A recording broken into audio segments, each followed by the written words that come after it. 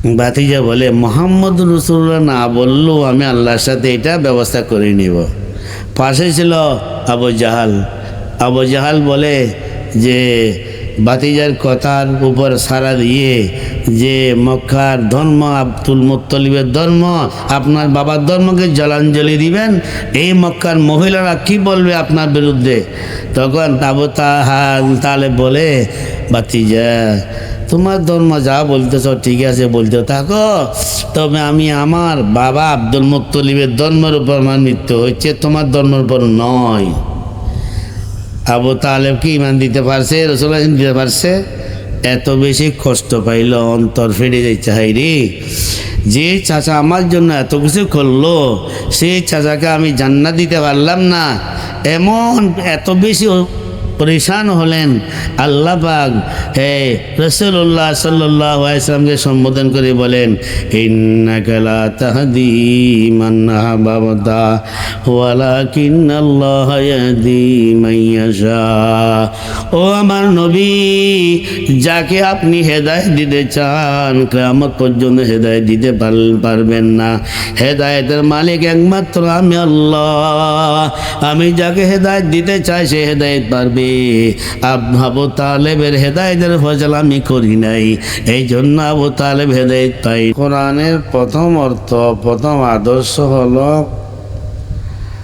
যে রসুলের কোরআনের যে ভাষা শিক্ষা, কোরআনের ভাষার প্রথম শব্দ আলিফ,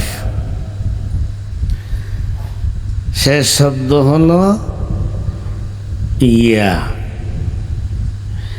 আলিফের থেকে ইয়া পর্যন্ত প্রত্যেকটি হরফ একটা ছাত্র যখন পড়বে, প্রতিটি হরফের বিনিময়ে তার মা বাবা 10টি করে নেকি পাবে। এখানে আপনার অনেক অভিভাবকরা আছেন যে পর্দার আড়ালের মহিলারা কথা শুনতেছেন।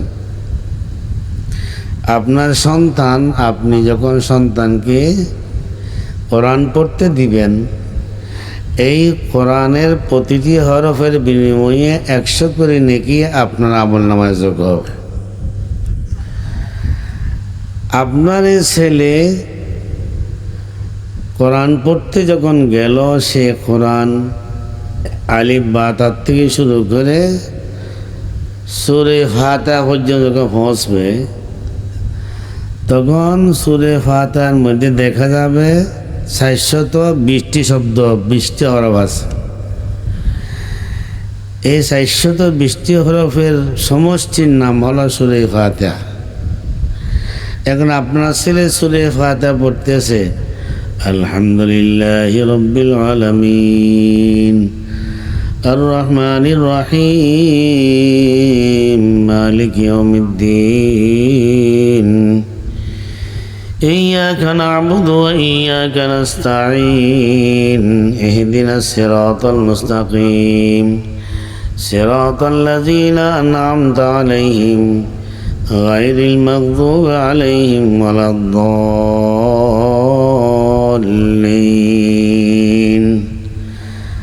আপনার ছেলে সূরা ফাতিহা এখন পড়ল। এই সূরা ফাতিহা পর্যন্ত যখন একটা ছেলে পৌঁছে, তখন আপনার ছেলে কত হাজারবার আলিফকে আলিফ বলেছে, বাকে বা বলেছে, তাকে তা বলেছে।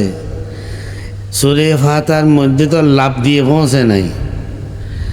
এখানে বসতে হলে প্রতি হরফকে কতবার পড়েছে তার হিসাব নাই।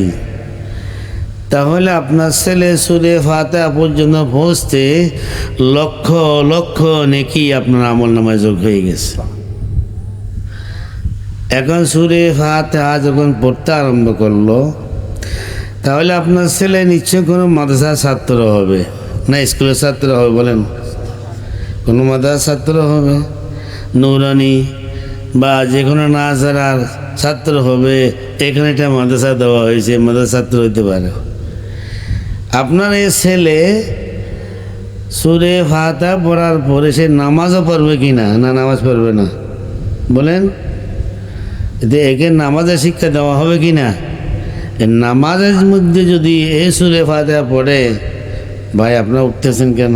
উঠলে তো আমি কথা বলতে পারবো না, এটা দরকারি কথা কিনা বলেন? তো আল্লাহর বান্দারা উঠে যাচ্ছে কেন? মেহরবানি করে উঠবেন না, কথাগুলো বুঝতে হবে আপনার। আপনি ইমানদার মুসলমান, আপনার সন্তানকে নিয়ে কী চিন্তা করতেছেন? মাস্টার বানাবেন না ইঞ্জিনিয়ার বানাবেন না কি বানাবেন আপনার ব্যাপার, কিন্তু আপনার সন্তানের যদি কল্যাণ চান কথাগুলো শুনেন।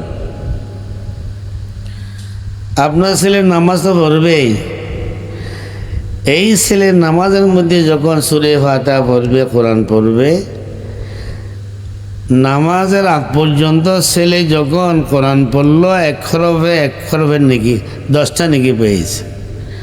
এখন আপনার ছেলে নামাজের মধ্যে যখন কোরআন পড়ে প্রতিটি হরফে 100 করে নেকি সে পাবে। বলেন এখন 420 হরফের মধ্যে কত নেকি হইতে পারে? এগুলি কে পাচ্ছে? আপনি পাবেন। আপনার ছেলে এখন নাবালেগ, আপনি পাচ্ছেন। এরপরে আপনার ছেলে পুরো কোরআন খতম করলো, কত হাজার বার সে নামাজের মধ্যে কোরআন তেলাওয়াত করবে? বলেন তো দেখি, কোরআনের মধ্যে হাজার হাজার লক্ষ লক্ষ হরফকে সে কোরআন মধ্যে পড়বে, নামাজের মধ্যে পড়বে, কত লক্ষ নাকি আপনার আমল নামায় যোগ হবে? আপনি তো ক্যালকুলেটর হিসেবে, এই মেশিন দিয়ে হিসেব করে করতে পারবেন না। আপনি ছেলের বাবা, ছেলের মা, এই নেকিগুলো যদি আপনার আমল নামায় যোগ হয়, তাহলে এই নেকি দিয়ে কি আপনার দুনিয়া দামি হবে না আখিরাত দামি হবে? তাহলে আসেন, এই পর্যন্ত আপনার ছেলে কোরআনের এবারত মতন ফসে বাসা ফসছে, বাসা ফরার কারণে আপনার ছেলে আপনাকে কোটি কোটি লক্ষ লক্ষ নেকি আপনার আমল নামার মধ্যে দিতে সক্ষম হয়েছে। এখন সে কোরআনের মতন পড়ার পর এই মাদ্রাসার মধ্যে যখন ছেলেটা পড়বে, তখন কোরআনের অর্থ বোঝার জন্য শিক্ষাটা শুরু হয়ে যাবে।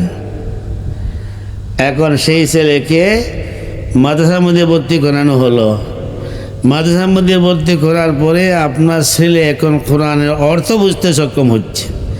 এতদিন তো অর্থ বুঝে নাই, এখন অর্থ বুঝতে সক্ষম হয়েছে। অর্থ যখন বুঝতে আরম্ভ করলো, তখন কোরআনে যে জীবনের মধ্যে ভালো খারাপ, হালাল হারামের পরিচয় দিচ্ছে।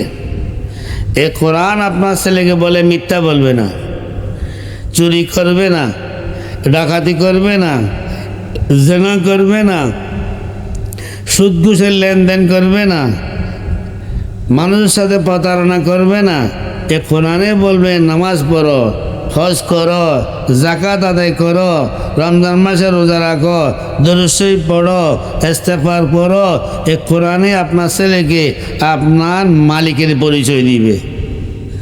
এ কোরআন আপনার ছেলেকে বলবে যে তোমার মৃত্যুর পরে তোমার মৃত্যুর একটা ঘাঁটি আসতেছে, তোমার মৃত্যুর পরে খবরের ঘাঁটি আসতেছে, খবরের পরে হাসরের ঘাঁটি, কিয়ামতের ঘাঁটি আসতেছে, কিয়ামতের পরে বিচারের ঘাঁটি আসতেছে, বিচারের পরে ফুলসরাতের ঘাঁটি আসতেছে। এরপরে আপনার ঠিকানা হয় জান্নাত হবে না হয় জাহান্নাম হবে। কথা ঠিক আছে না বলেন? এই কথাগুলো কোরআনে আপনার ছেলেকে বলবে। আপনার ছেলে কোন মানুষ হবে না জানোয়ার হবে? বলেন, মানুষ হবে কি না? এই ছেলেকে আপনার কোরআনে এই ছেলেকে বলবে যে খবরদার, তোর বাবা এখন, তোর মা, তোর বাবা এখন বৃদ্ধ হয়ে গেছে। যখন তোমাকে কোরআন পড়তে দিল, আলিফ বা তা পড়তে দিল, তখন তোমার মা বাবা যুবক ছিল, তোমার মা বাবার শক্তি ছিল। এখন তুমি বড় হইছ, তুমি যুবক হইছ, তোমার মা বাবা বৃদ্ধ হয়ে গেছে। কীরকম হয়েছে? তোমার মা বাবা এখন ভালোভাবে চোখেও দেখে না, ভালোভাবে হাতে ধরতে পারে না, তত্ত্বকে কাঁপতেছে। তোমার মা বাবা ভালোভাবে চলতেও পারে না, হাঁটতেও পারে না, খাইতেও পারে না।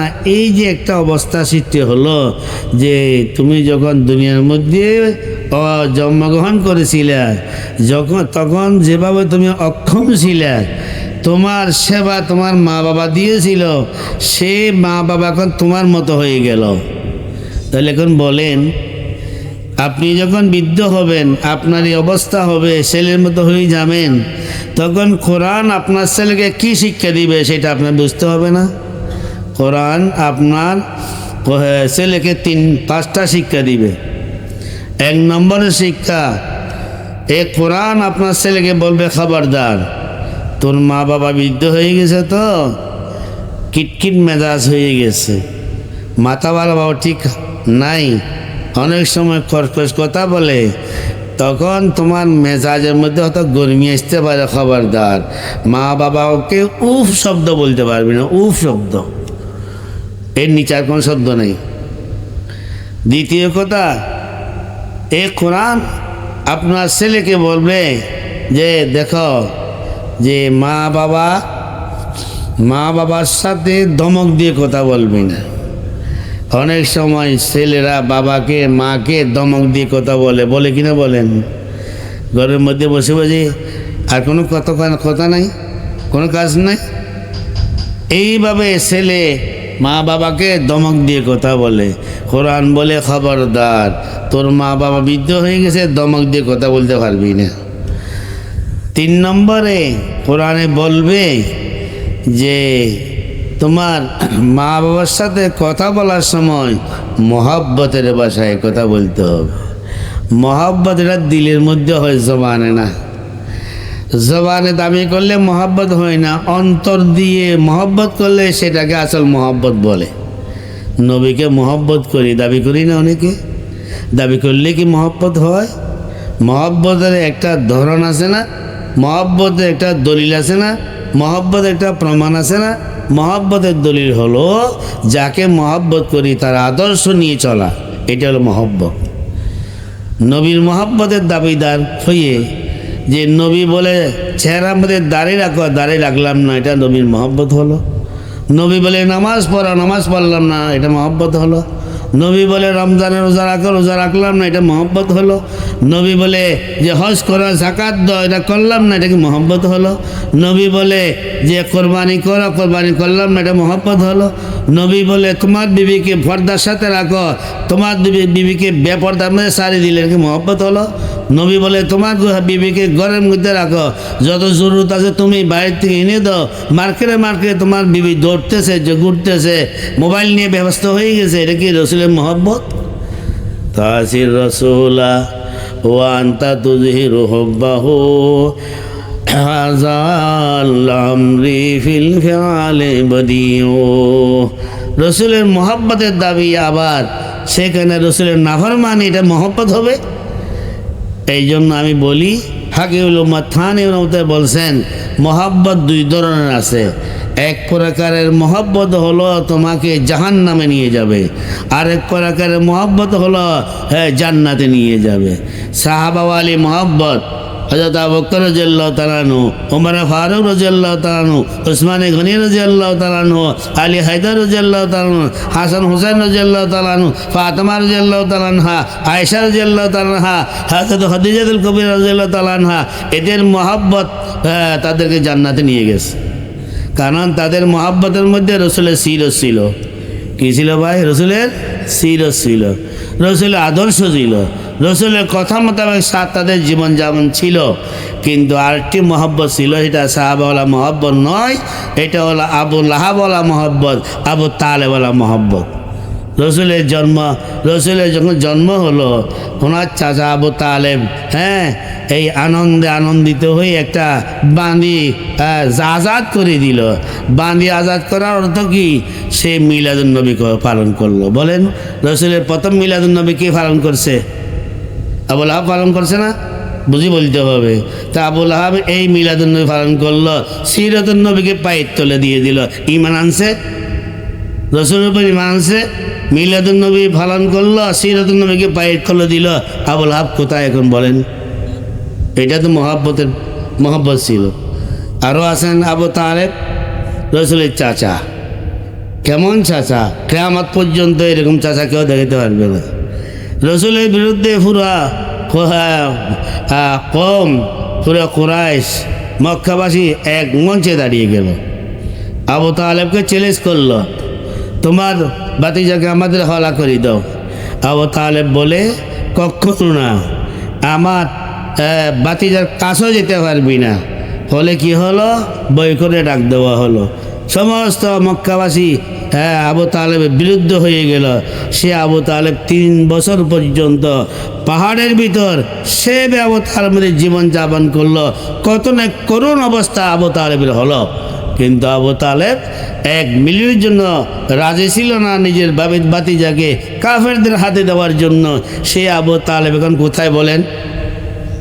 মৃত্যুর সময় রাসূল সাল্লাল্লাহু আলাইহি ওয়াসাল্লাম মাথার মধ্যে বসে বলে, চাচা আপনি আমার জন্য কত না কিছু করলেন, কিয়ামতের ময়দানে তো আপনি আল্লাহর পেয়ারা হইতে হলে, জাহান্নামতে মুক্তি লাভ করতে হলে কমপক্ষে এতটুকু বলতে হবে, লা ইলাহা ইল্লাল্লাহ, লা ইলাহা ইল্লাল্লাহ, লা ইলাহা ইল্লাল্লাহ। আল্লাহ ছাড়া কোনো মাবুদ নাই, হ্যাঁ শিরকের থেকে মুক্ত হওয়ার জন্য এটা বলতে হবে। এটা বলার পরে ভাতিজা বলে, মোহাম্মদ রাসূলুল্লাহ না বললেও আমি আল্লাহর সাথে এটা ব্যবস্থা করে নিব। পাশে ছিল আবু জাহাল। আবু জাহাল বলে যে ভাতিজার কথার উপর সাড়া দিয়ে যে মক্কার ধর্ম আব্দুল মুত্তালিবের ধর্ম, আপনার বাবার ধর্মকে জলাঞ্জলি দিবেন, এই মক্কার মহিলারা কি বলবে আপনার বিরুদ্ধে?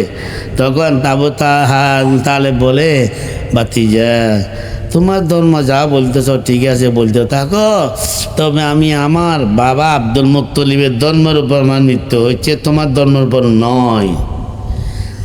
আবু তালেব কি ইমান দিতে পারছে? রাসূলুল্লাহ দিতে পারছে? এত বেশি কষ্ট পাইল, অন্তর ফেটে যাচ্ছে। হাই রে, যে চাচা আমার জন্য এত কিছু করলো, সেই চাচাকে আমি জান্নাত দিতে পারলাম না, এমন এত বেশি পরেশান হলেন। আল্লাহ পাক রাসূলুল্লাহ সাল্লাল্লাহু আলাইহি ওয়াসাল্লামকে সম্বোধন করে বলেন, ইন্নাকা লা তাহদি মান আহবাবতা ওয়ালাকিন্নাল্লাহা ইয়াহদি মান ইয়াশা। ও আমার নবী, যাকে আপনি হেদায়েত দিতে চান কিয়ামত পর্যন্ত হেদায়েত দিতে পারবেন না। হেদায়েতের মালিক একমাত্র আমি আল্লাহ। আমি যাকে হেদায়েত দিতে চাই সে হেদায়েত পারবে। আবু তালেবের হেদায়েতের ফয়সালা আমি করি নাই, এই জন্য আবু তালেব হেদায়েত পাই নাই। ইন্নাকা লা তাহদি মান আহবাবতা ওয়ালাকিন্নাল্লাহা ইয়াহদি মান ইয়াশা। বলেন তো দেখি, আবু তালেব কোথায় এখন?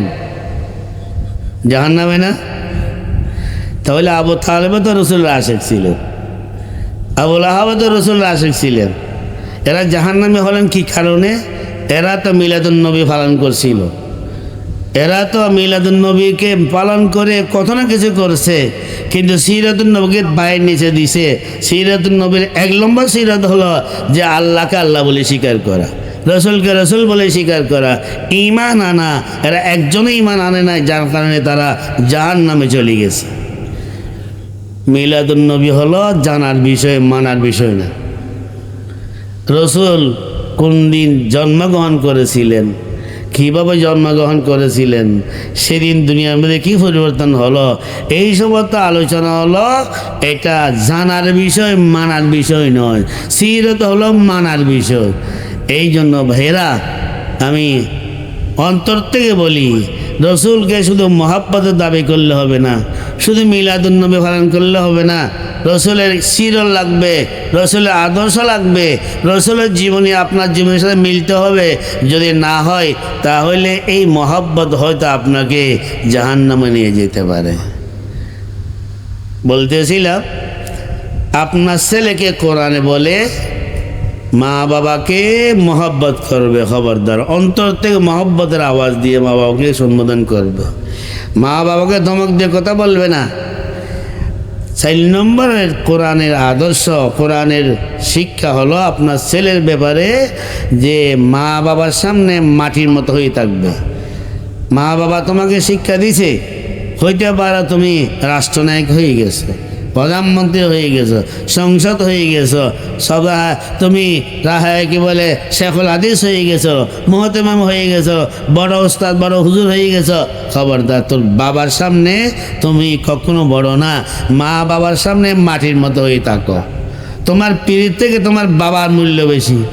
অনেক ভাই আছে পীরের জিয়ারত করতে চলে যায়, পীরের প্রাধান্যতা দিয়ে থাকে, পীরের নামে অনেক কিছু করে, বাবার কথা মায়ের কথা ভুলে যায়।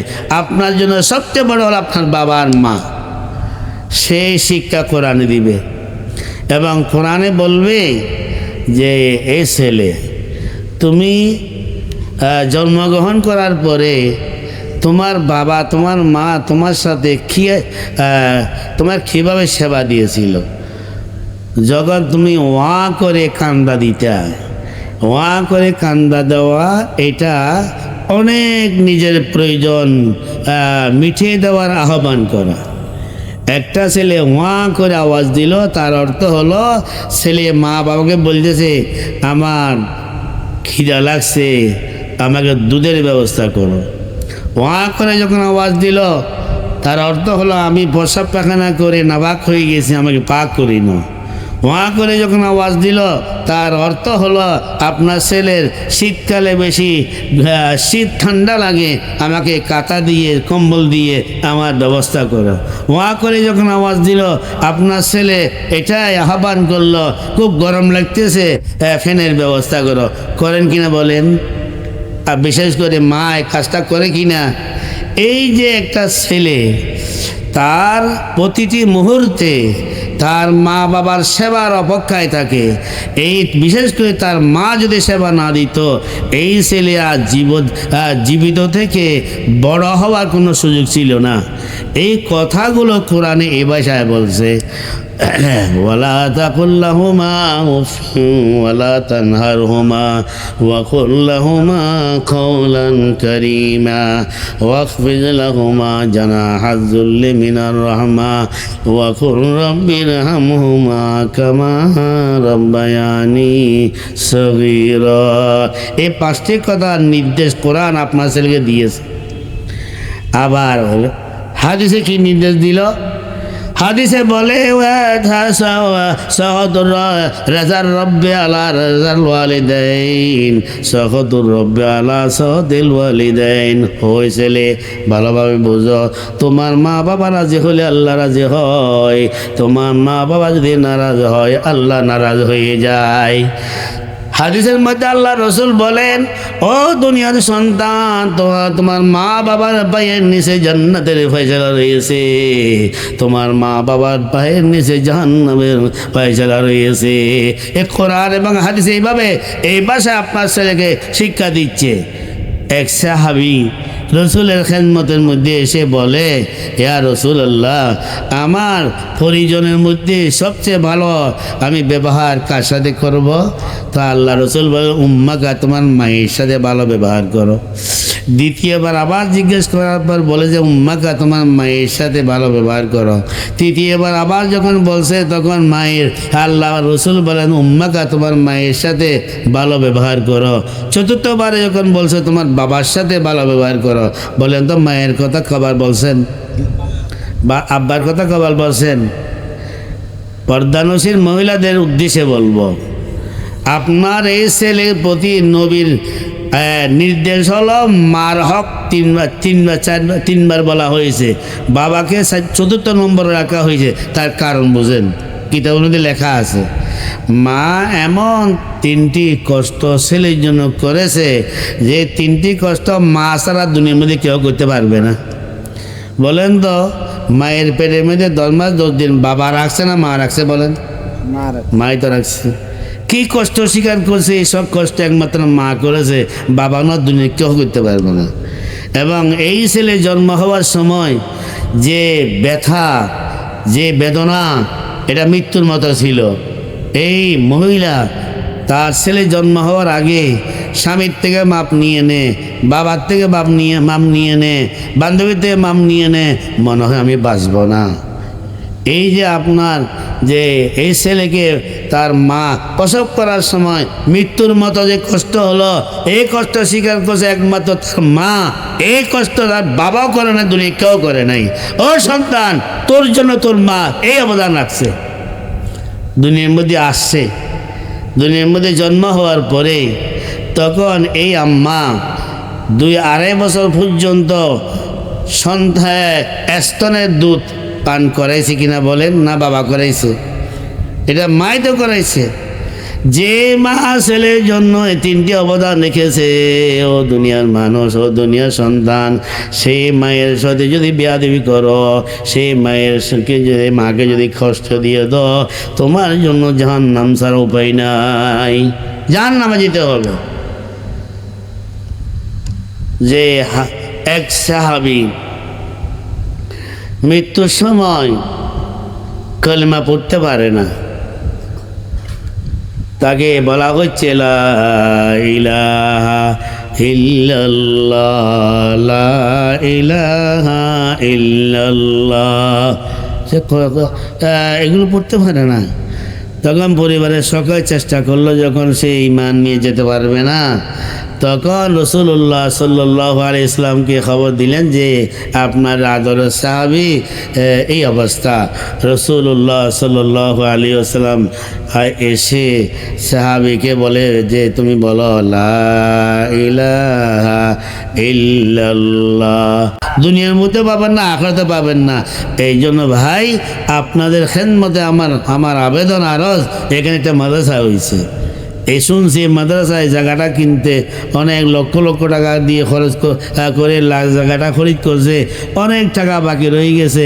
বাকি টাকা না থাক, আপনি আপনার সন্তানকে এখানে দিয়ে এই মাদ্রাসাকে সহযোগিতা করেন, এই মাদ্রাসার মধ্যে টাকা দিয়ে পয়সা দিয়ে সহযোগিতা করেন। আপনি এই মাদ্রাসার প্রতি আন্তরিক হন, এলাকার ছাত্র দেখে এখানে দিয়ে ভালো করে আপনার শিক্ষা, আপনার ছেলেকে কোরআনের শিক্ষা দেন। কোরআনের শিক্ষা দিলে দুনিয়া আখিরাতের মধ্যে কামিয়াবি পাবেন। ওয়া আখির দাওয়ানা আলহামদুলিল্লাহ রাব্বিল